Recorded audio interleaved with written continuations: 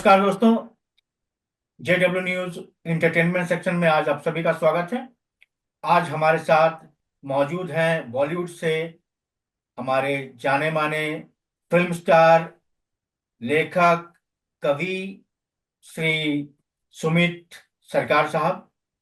सुमित सरकार साहब के बारे में परिचय ये बता दूं कि ये मल्टी टैलेंटेड आर्टिस्ट हैं। फिल्मों में एक्टिंग भी करते हैं, स्क्रीन प्ले भी लिखते हैं, कविता भी करते हैं, गजल भी लिखते हैं। बहुत सारी कला की विधाएं इनके अंदर हैं। अपार्ट फ्रॉम दैट, इनके अलावा जो सबसे मजेदार बात यह है, ये एक सरकारी अफसर हैं। सरकारी अफसर जिस ओहदे पे हैं, उसी ओहदे से मिलता जुलता रोल ये फिल्मों में भी करते हैं। अमूमन अक्सर ये हमें असल जिंदगी में भी उससे मिलता जुलता ही किरदार ये निभाते हैं। अब ज्यादा जानकारी लेते हैं सुमित सरकार साहब से। सुमित सरकार साहब, कैसे हैं आप? नमस्कार अशोक जी। बहुत अच्छा हूँ और काफी समय के बाद ठंड के साथ समय बिता रहा हूँ। हो तो ये बताइए, अभी जो है बॉलीवुड में आपकी क्या क्या परियोजनाएं जो है वो चल रही है और आने वाली हैं? वर्तमान में तो अभी कंटेंट लिखना शुरू कर दिया है। एक्टिंग को थोड़ा पीछे छोड़ा है मैंने। और सारा जो केंद्र बिंदु है वो लिखने पे है। और वर्तमान में मैंने कुछ कंटेंट लिखा था अपने जो प्रोफेशन को लेके। और उस कंटेंट को इस वक्त हमारे बॉलीवुड के जाने माने निर्देशक और निर्माता श्री नीरज पांडे जी उसको पूरा कंप्लीट कर रहे हैं बनाने में। और उस शो का नाम है तस्करी। तो देखिए कहाँ तक कैसा बनता है। और लिखने का भरसक प्रयास तो मैंने अच्छा ही किया था। अब उसको कैसे नीरज जी और अच्छा बनाने की कोशिश कर रहे हैं। तो जल्द मुझे लगता है ना पे तो भारतवर्ष पूरे संसार में सबके सामने आएगा एक वेब सीरीज के रूप में। यही वर्तमान में चल रहा है। और दूसरा, अब जब लेखन की सीढ़ियां चढ़नी शुरू की है तो कविताएं लिखनी शुरू की है। और जिंदगी को लेके लिखता हूँ। रोजमर्रा जिंदगी में जो आप और हमारे बीच गुजरती है उसको देखता हूँ, सोचता हूँ, फिर अपने शब्दों को सजा के लिखता हूँ। यही चल रहा है। तो मैं सर ये बताइए, ये कानपुर का एक लड़का मामूली माफ कीजिएगा, कानपुर से एक लड़का जो है वो कानपुर में नौकरी करते करते मुंबई फिल्मों में कैसे आ जाता है, कैसे चला? मुंबई, कानपुर से मुंबई तक का सफर कैसे हुआ आपका? आ, सन 2009 की बात है। काफी लंबा समय हो गया। तब था कि एक्टर बनना है, क्योंकि बचपन से ही कला से जुड़ा था। परिवार मेरा कला से जुड़ा हुआ है। तो स्टेज शोज करता रहता था, ड्रामा करता था। हमारे बंगालीज में जात्रा बोलते हैं, जात्रा भी करता था। और उस जमाने में तो दुर्गा पूजा में भी नाटक करना एक बहुत बड़ा वो था। धीरे धीरे मैंने डिप्लोमा किया अपने छोटी उम्र में। और उसके बाद मैं रंगमंच में काफी सक्रिय था। यानी 12 महीने में तो 10 महीने मेरा था ही नाटक कर रहा। वैसे तो 12 महीने रोज नाटक करते हैं। नाटक नहीं तो जीवन नहीं। हम्म। तो करते करते मन में विशेष इच्छा जागी, क्यों ना हम भी पर्दे में दिखे। और शायद मैं डेस्टिनी कहूंगा कि मेरा वो समय आ गया था कि मुझको बंबई जाना था। तो मैं भारत सरकार का एक मुलाजिम हूँ। तो मुझको बंबई जाने का एक सरकारी रूप से मौका मिल गया। और मैं बॉम्बे इंटरनेशनल एयरपोर्ट की तरफ अपने पैर बढ़ा चुका था। वहां गया। मनसा एक ही थी कि एक्टिंग करना है, क्योंकि जीवन में अगर आपने विजन बना लिया और अच्छे सच्चे मन से विजन बनाया तो पूरा होता है। और मेरा विजन पूरा हुआ। और मैं बॉम्बे एयरपोर्ट में ही एक महान निर्देशक, मेरे गुरु श्री अब्बास मस्तान जी से मेरी भेंट हो गई किसी न किसी दरमया में। और वो दरमया मुझको मेरी मंजिल तक ले गई। और मुझे एक्टिंग करने का मौका मिल गया। तो वो पहली फिल्म कौन सी थी जो आपको मिली और आ, आप पर्दे पे नजर आए? मेरी पहली फिल्म थी फिल्म प्लेयर्स। ये अभिषेक बच्चन वाली? अभिषेक बच्चन और अनिल कपूर की बेटी, कुछ फिल्मी माँ बाप के बच्चों की फिल्म थी। और उसमें मैं भी तो मुझे एक किरदार निभाने का मौका मिला। हाँ, ये आपने ठीक बोला कि पुलिस, उसमें मैं कमिश्नर ऑफ पुलिस का रोल निभाया था। और उस फिल्म में मेरा एक बहुत हसीन सा सपना पूरा हुआ। मैंने जीवन भर विनोद खन्ना जी को ही अपना आदर्श माना, और जिंदगी में मैंने अपने जीवन में पर्दे का पहला शॉट अगर दिया था तो वो विनोद खन्ना जी के साथ ही दिया। वाह क्या बात है। तो वो मेरा जीवन का सपना पूरा हुआ, क्योंकि मुझे 2 दिन पहले तक ये नहीं पता था कि मैं किसके साथ एक्ट करने जा रहा हूँ। मुझे एक दिन पहले अब्बास जी के यहाँ उनके जो एसोसिएट डायरेक्टर थे, तो उन्होंने मुझे स्क्रिप्ट भेजी, और शूटिंग गोवा में थी। तो उन्होंने बोला कल आपका शूट विनोद खन्ना जी के साथ है। तो जिस तरह से फिल्म मिलना मेरे पैरों तले जमीन खिसकना था, वैसे ही दूसरी बार मुझे लगा फिर धरातल खिसक गया। क्योंकि मैं तो ऑलवेज विनोद खन्ना जी के आगे मेरे कोई एक्टर नहीं था। राजेश खन्ना हीरो था, अमिताभ जी का एक अलग वो था, बट विनोद खन्ना जी मेरे को बड़ा अच्छा। तो जब मैं पहली बार शॉट देने गया और एक उनसे मॉर्निंग में मैं खुद मिलने गया उनके वैनिटी में, तो बहुत खुश हुए। मैंने अपने बारे में जब उनको बताया, उससे पहले पता लगा कि उनको ऑलरेडी मेरे बारे में बता दिया गया। तो बहुत अच्छी तरह से वो मिले और बड़ा बूस्टअप किया, क्योंकि उनको देखने के बाद, बट नेचुरल मैं नर्वस था, क्योंकि इससे पहले मैंने ना कैमरा देखा था और ना ही मुझे शॉट होता था, कट एक्शन कुछ पता नहीं था। पर यह था कि एक्टिंग कर। और मेरा पहला शॉट वन टेक पे हुआ था। वाह। अगुड़ा जेल के गेट पे हुआ था और वन टेक पे हुआ था। फिर आज भी याद है, विनोद जी ने बोला था, कमिश्नर साहब आपने तो कमाल कर दिया। तो उनके शब्दों में हर वक्त, वो जब हॉस्पिटलाइज थे तब भी मैं मिलने के बाद गया तो कमिश्नर ही बोला। और बड़ा अच्छा लगा था, अच्छा एक्सपीरियंस था। अब्बास जी, मस्तान जी जैसे बड़े डायरेक्टर्स के साथ काम करने का मौका कहाँ मिलता है। सही तो बात। ऊपर वाले की ने इच्छा, मेरी जो मंजिल का वो था ना, एकाग्रता, वो उस पूरी, इस तरह से वो फिल्मी सफर शुरू हुआ। तो अमूमन जो नए लोग जो मुंबई जाते हैं, उनका स्ट्रगल कैसा रहता है वहां पर, संघर्ष कैसा रहता है फिल्मी दुनिया में? नए जो नए लोग होते हैं, आपको थोड़ा संघर्ष करना पड़ा सबका या? अपना अपना तरीका है, ओके। और स्ट्रगल तो सब करते हैं, हर आदमी स्ट्रगल करता है। और मुझे लगता है वो स्ट्रगल ही, उस स्ट्रगल जैसा होता है ना, लोहा जितना जल्दी, जितना जलाया जाए, सॉरी जितना जल्दी नहीं, जितना जलाया जाए उतना ही वो सुर्ख लाल होता है, वो उतना ही पकता है। तो अभी वो जो नेपोटिज्म और ये सब बोला जाता है, अभी फिल्म इंडस्ट्री में धीरे धीरे खत्म हो रहा है, due to small television, web series. पर टैलेंट जिसके पास है उसको चांस मिल रहा है।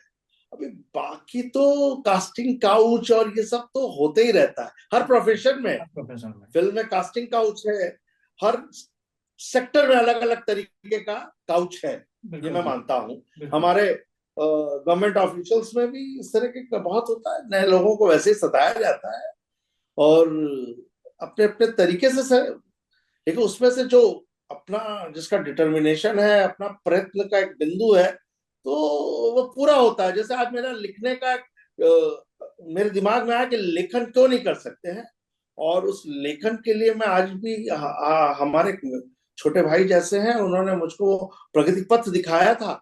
मैं उसका उनको हर वक्त धन्यवाद देता हूँ, शशि वर्मा जी को। क्योंकि अक्सर मैं शाम को उन्हीं के साथ बैठता था, और उस दौरान मैं बॉम्बे इंटरनेशनल एयरपोर्ट में इंटेलिजेंस में हेड था। तो हर रोज एक नया किस्सा होता था, हर किस्से को मैं उनको सुनाता था, आज ऐसा किया वैसा किया। तो उन्होंने मुझे लिखने के लिए बहुत प्रोत्साहित किया। उन्होंने कहा कि आप इसको लिखिए, तो मैंने कहा मैं कैसे लिखूंगा, मैं तो लेखक नहीं हूँ। मैंने जैसे बता रहे वैसे लिखिए, वही लेखन हो गया। तो उन्होंने वो हमको जब बिंदु दे दिया, लिखने का एक बिंदु दिया, अब उस बिंदु को कैसे मुझे अचीव करना था, उसको पूरा करना था, पकड़ना था, वो शुरू किया। तो मैंने कविताएं लिखनी शुरू की। फिर ये होता था कविताएं ऑटोमेटिकली, जब आप किसी चीज को सोच लो और उसको सोचते रहोगे तो वो अपने आप उभर के आती रहती है। आप जितना उसको फेटोगे तो उसका कुछ ना कुछ तो रिजल्ट ओरिएंटेशन आएगा ना। आप जितना, वो होता ना, मक्खन बिल्कुल फेटोगे तो बिल्कुल उसके बाद बिल्कुल घी निकलता ही। बिल्कुल। तो उसी तरह से मैंने जब लिखना शुरू किया और एक कॉन्फिडेंस क्रिएट होता रहा, तो मैंने पहले एक किताब लिख डाली, वो मेरी पब्लिश हो गई कविता। लेकिन उसमें जो कमियां थी, उस कमियों को जब मैंने, क्या हुआ, जब मैंने लिखना शुरू किया तो मैंने पढ़ना शुरू किया। उससे पहले मैं पढ़ता नहीं था, मुझे पढ़ना बहुत बोरिंग सब्जेक्ट लगता था। अरे इतनी मोटी मोटी किताबें कैसे पढ़ेंगे। लेकिन जब लिखना शुरू किया तो पढ़ना क्रेज शुरू हुआ। आज मैं बहुत नॉवेल्स पढ़ना शुरू कर दिया। वो लिखना है ना, तो लिखने हम्म, के लिए मुझे कुछ बेस चाहिए। उस बेस को पढ़ना पड़ेगा, क्योंकि मैं तो जन्मजात कोई राइटर तो हूं नहीं। जैसे जन्मजात कोई एक्टर नहीं होता, लेकिन वो करता रहता है, करते करते ही होता है। तो उस तरह से लेखन शुरू कर दिया। फिर मैं अपने शशि जी को बहुत धन्यवाद देता हूँ कि उन्होंने मुझे ऐसे पथ पे बढ़ा दिया कि मैं लिखना शुरू कर दिया हूँ। और आज देश का सबसे, मुझे लगता है, महंगा शो बनने जा रहा है वाह। मेरे लेखन पे। और दुनिया को दिखाना है, मुझे कोशिश की हम्म। है अच्छे। और उसमें चार चांद लगाने वाले हमारे नीरज पांडे जी हैं। और नीरज पांडे जी के साथ एक हमारे विपुल रावल जी हैं, एक्स नेवी मैन है। उन्होंने उसको बहुत अच्छी तरह से लिखा है। सुमित तो सर, सफर यही है, फिल्मी सफर। सुमित सर, एक एक एक एक इम्पोर्टेंट ओझे पे रहकर फिल्मों के लिए कैसे समय निकाल पाते हैं आप? एक इतना जिम्मेवारी वाला काम है। आप सरकारी ऊंचे ओझे पर बैठे हैं, जहां रोज हजारों लोगों को आपको चेक करना पड़ता होगा और उनको जांच करना पड़ता होगा। फिर एक टफ जॉब से निकल के कैसे रिलैक्स मोड में जाके आप शूटिंग करते हैं, कैसे समय निकाल पाते हैं? प्रश्न बहुत अच्छा ही है, क्योंकि हर आदमी उससे ही प्रश्न पूछता है। घर देखिए, में भी पूछा जाता बिल्कुल ये टफ है, घर में भी पूछा जाता है। आसान जॉब नहीं है पुलिस का काम करना या पुलिस से मिलता जुलता काम करना, और उसके बाद समय निकाल के अपने अपने अपने रुचि को, अपने इंटरेस्ट को ये करना, दिखाना, दुनिया के सामने लाना बहुत टफ काम है। एक साथ आप दो दो जगह अच्छे से काम कर रहे हैं। देखिए, अगर किसी चीज को पाना है तो समय निकालना है। ये तो है। और समय को कैसे फ्रेम करना उस 24 घंटे को, वो आप पर है। ये जरूर है कि मैं 18 घंटे में, ये 24 घंटे में शायद 20 घंटे काम करता हूँ। वाह। मैं 4 घंटे सोता हूँ, और कभी कभी सोता भी नहीं, हम्म, कभी कभी सोता भी नहीं हूँ। वाह। लेकिन अगर जुनून है तो फिर समय कुछ नहीं है फिर। ये मेरा अपना सोच है, मेरा मेरा पॉइंट ऑफ व्यू है। ये सवाल मुझसे मेरे बच्चों ने भी पूछा, मेरी पत्नी पूछती है, मेरे बहुत करीबी लोग पूछते हैं, और आप भाई बंधु लोग पूछते हैं कि कैसे समय निकालते हो। लेकिन एक जुनून है कि मुझे ये करना है, तो शायद वो जुनून ही मेरे को थकने नहीं देता है और काम करवा रहा है। मैं अभी 15 मिनट पहले तक ही पूरी अपनी नीरज जी की जो पूरी एसोसिएट टीम है, उनके हर रोज एक एसोसिएट जो उनका है, वो रोज एक ही प्रश्न कई बार पूछता है। और मैं जब जब खाली समय पे आता हूं तो सोचता हूं कि मैं अब इरिटेट क्यों नहीं होता। क्योंकि एक ही क्वेश्चन अगर कोई आदमी दिन में बार बार 5 बार पूछें। पूछे, 5 अलग अलग आदमी, तो हम्म, एक नॉर्मल सा आदमी भी परेशान हो जाता है और वो चिढ़कर इरिटेट होकर जवाब दे। लेकिन शायद मेरा जुनून है, मेरे सामने ना वो जुनून का प्रतिबिंब दिख जाता है कि मैंने एक बहुत बड़ी एक फ्रेम बनाया है, उस फ्रेम को बहुत अच्छी तरह से मुझे दुनिया को दिखाना है। तो शायद वो जुनून और मेरे को शांत कर देता है, और मैं हर बार हर नए आदमी को एक ही सवाल का जवाब कई बार देता हूँ।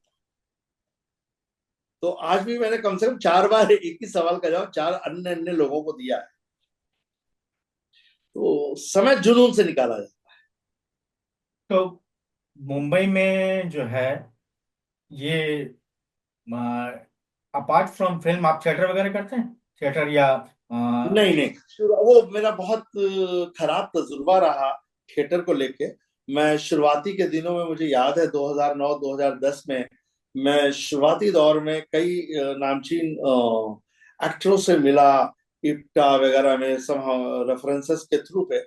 लेकिन क्या हुआ, जब मैंने 18-19 साल रंगमंच में काफी एक बड़े ओहदे पर दिया था, और वहां पे जाके मुझे ऐसा लगा कि मैं तो यार यहाँ पे सी ग्रेड का आदमी ट्रीट हो रहा हूँ।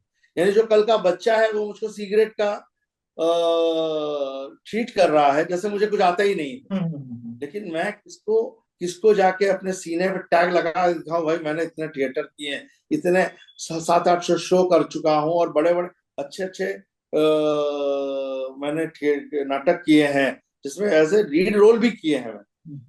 मुझे आज भी याद है, मैंने एक नाटक किया था, चक्र, जिसमें मैं 90 साल का एक साइंटिस्ट बना था, जबकि तब मेरी उम्र 18 वर्ष।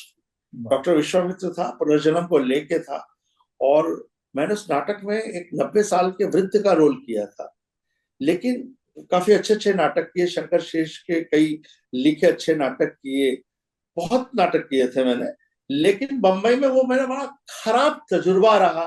फिर समय की अनुपलब्धता थी, क्योंकि मैं बॉम्बे इंटरनेशनल एयरपोर्ट में था, तो वहां पे कोई टाइम नहीं था।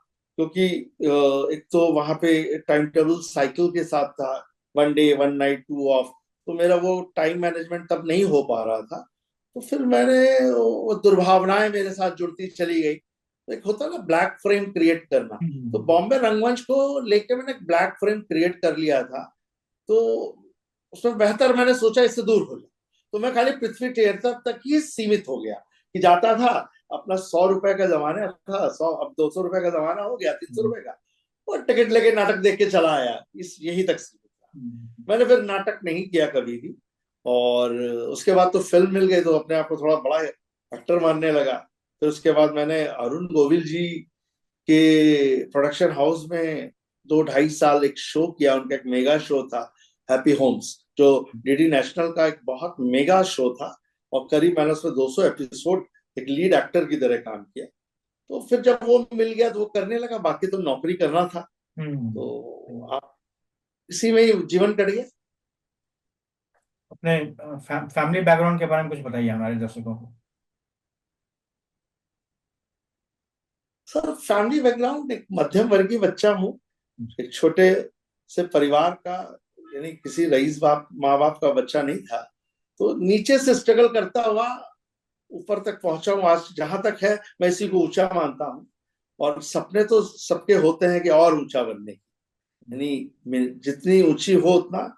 लेकिन सपनों को सीमित करते हुए ही मैं अपने परिवार में चल रहा हूँ। परिवार में छोटा सा परिवार है, बच्चे हैं, सब सब अपनी अपनी जगह सेटल्ड हैं। और मैं फ्री हूँ। मैं अब ये नहीं सोचता हूँ कि बच्चे पढ़ने हैं या नहीं। सभी अपने अपने, मेरी बेटियां सब डिपेंडेंट हैं, सेल्फ डिपेंडेंट है, और मेरे ऊपर नहीं। बाकी तो जब तक आप बड़े हैं, आप जिम्मेदारी है। तो इस तरह से परिवार से तो मैं एकदम फ्री मस्त हूँ। घूमना उमना होता है आपका, शूटिंग के सिलसिले में या नौकरी के सिलसिले में? कहाँ कहाँ घूमे ऐसा हैं? है कि 2009 के बाद से मेरा घूमना बंद हो गया। बंद हो गया? आपने टाइम मैनेजमेंट बोला ना, हाँ हाँ तो हाँ। घूमना मेरा यही होता था, बॉम्बे से कानपुर, कानपुर से बॉम्बे। और ऑफिशियली टूर्स मेरे बहुत होते थे।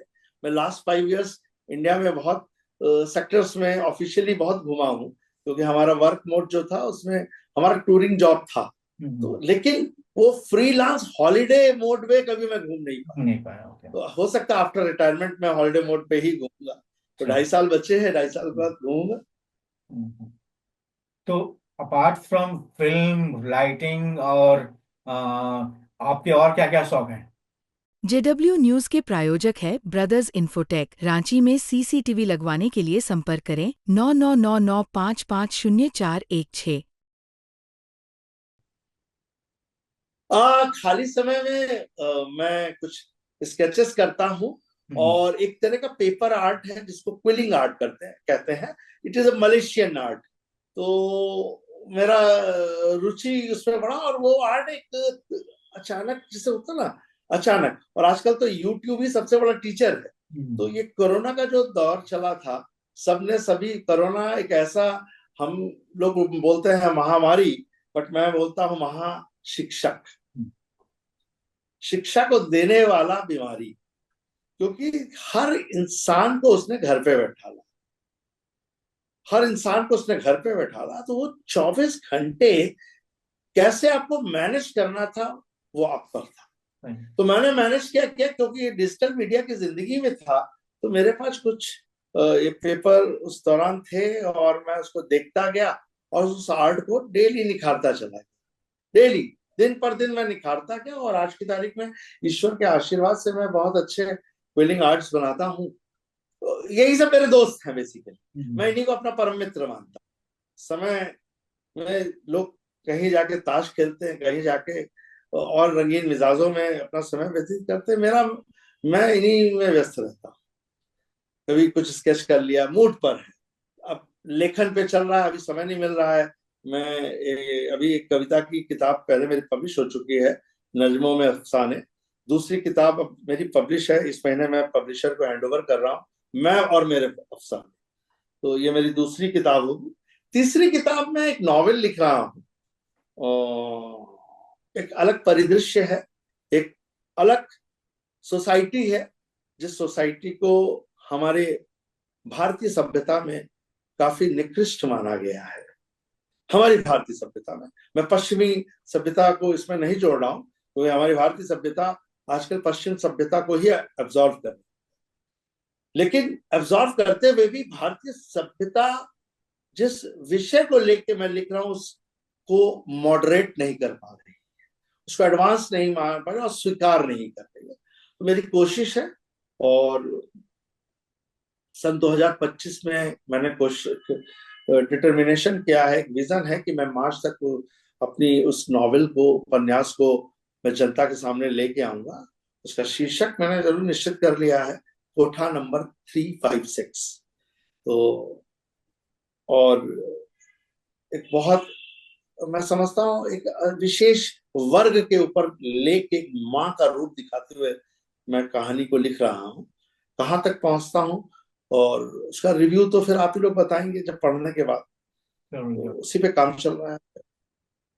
चलिए, आप नए लोगों को मुंबई आने के लिए क्या सलाह देना चाहेंगे? क्या जो बॉलीवुड में मेहनत करना चाहते हैं, बॉलीवुड में नाम कमाना चाहते हैं, उनके लिए क्या सलाह होगा आपका? देखिए, दादर स्टेशन में पैर, या सीएसटी में हर आदमी पैर रखता है, सपना लेके ही रखता है।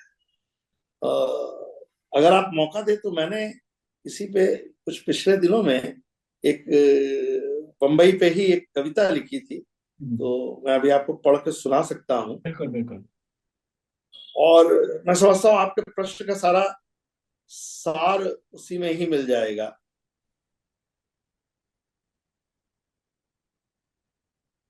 मैंने कविता लिखी थी सपनों का शहर, और आपके सारे सवालों का जवाब शायद मेरे इस कविता से ही पूर्ण कर सकता हूं।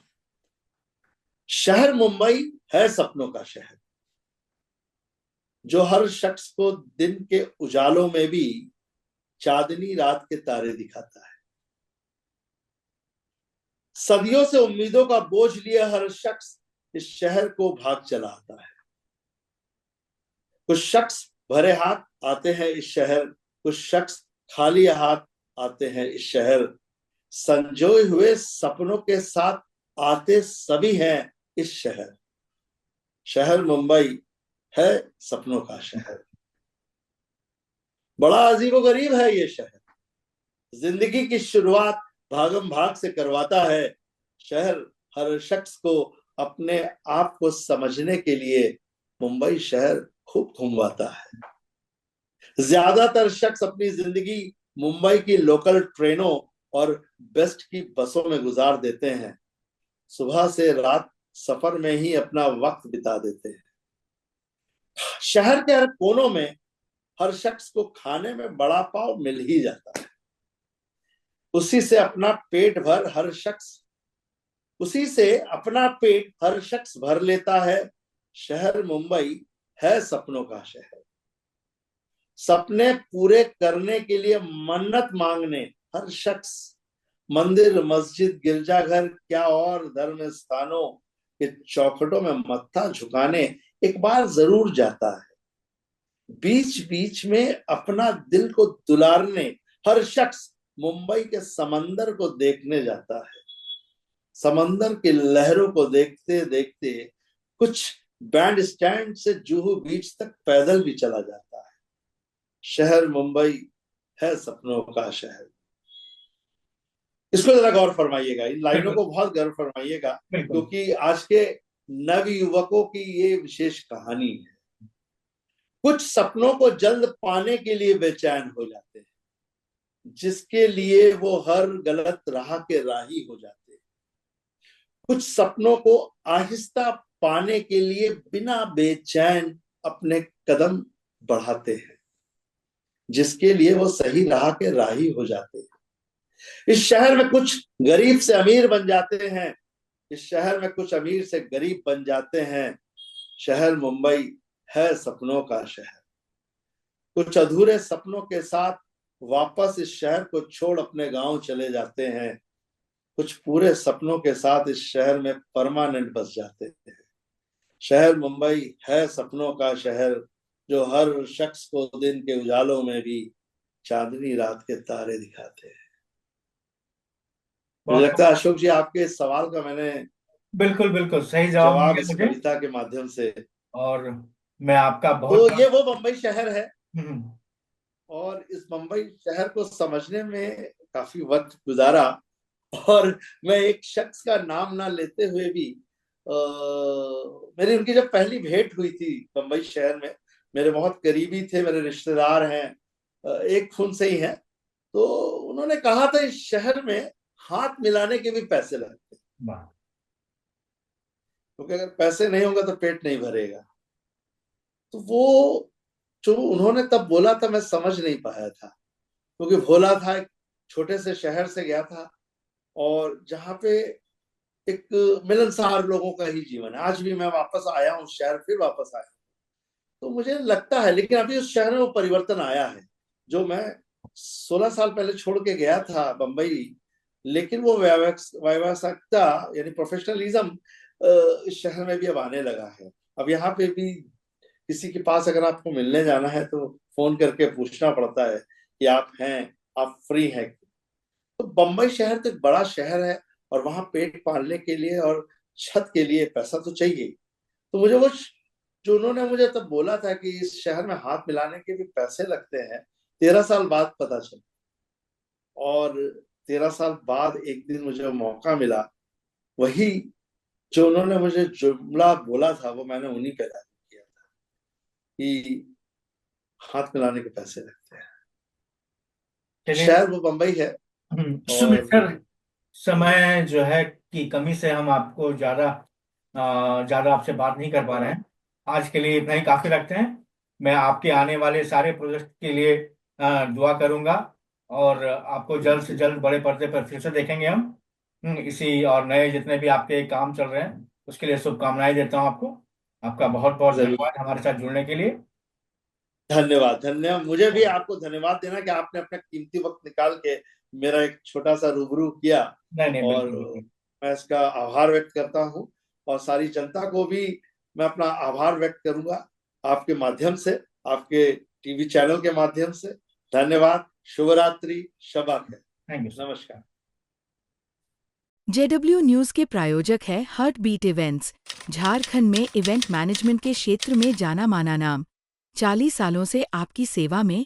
किसी भी तरह के कार्यक्रम के आयोजन के लिए संपर्क करें +91 933 443 4958।